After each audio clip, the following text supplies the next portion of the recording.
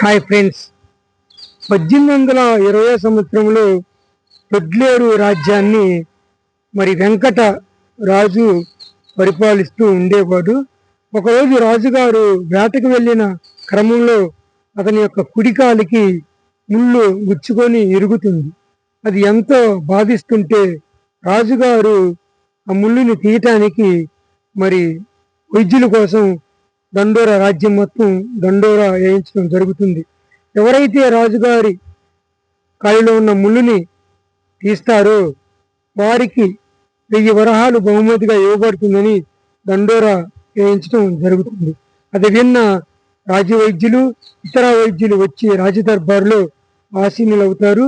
ఆ క్రమంలో రాజుగారు వచ్చి, వైద్యులారా, మీరు విన్నారు కదా దండోరా, నా కాలిలో ముళ్ళు ఎవరైతే నొప్పి లేకుండా రక్తం లేకుండా తీయగలుగుతారో వారికి 1000 వరహాలు బహుమతిగా ఇవ్వబడుతుంది. ఈ క్రమంలో నొప్పి కానీ రక్తం కానీ రాకుండా చేయాలి. నాకు నొప్పి కానీ రక్తం కానీ వచ్చినతో వాళ్ళ యొక్క శిరస్సుని ఖండించడం జరుగుతుంది. ఈ యొక్క నియమానికి నిబంధనకి ఎవరైతే ఇష్టపడతారో వారు ముందుకొచ్చి నా కాలిలో ఉన్న ముళ్ళుని తీయండి రాజుగారు చెప్పడం జరుగుతుంది.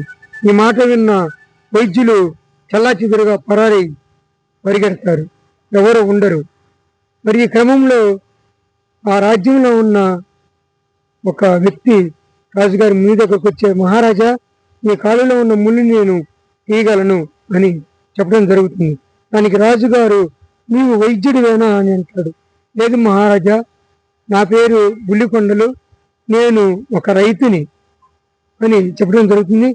నీవు ఇంత సాహసం ఎందుకు చేస్తున్నావు అని రాజుగారు అతన్ని అడిగితే, మహారాజా, నా మనసులో 3 ఆలోచనలు ఉన్నాయి. ఆ ఆలోచనలు కనుక కరెక్ట్గా అయితే నేను విజయం సాధిస్తాను అని రాజుగారితో చెప్తే, రాజుగారు ఆలోచనలు ఏమిటో మాకు విన్నవించండి అని రాజుగారు చెప్తే, ఆ యొక్క రైతు, మహారాజా, ఫస్ట్ ఎవరైనా రాజులు వేటకి వెళ్ళే క్రమంలో రథాన్ని దిగరు, కాబట్టి నీకు ముళ్ళు పుచ్చుకోలేదని నా మనసు సంకోచిస్తుంది. 2, ఏదైనా ముళ్ళు గినక కాలులో ఉంటే రక్తం రాకుండా నొప్పి పట్టకుండా ఏ వైద్యుడు కూడా తీయలేడు, కనుక మీరు ఈ ప్రకటన నిజంగా అయితే ఇవ్వరు. 1, 1000 వరహాలకి ఆశపడి ప్రాణాన్ని ఎవరు పోగొట్టుకోలేరు. ఈ 3 క్వశ్చన్లని నా మనసులో తొలిచివేస్తున్నాయి అని రాజుగారితో చెప్తాడు.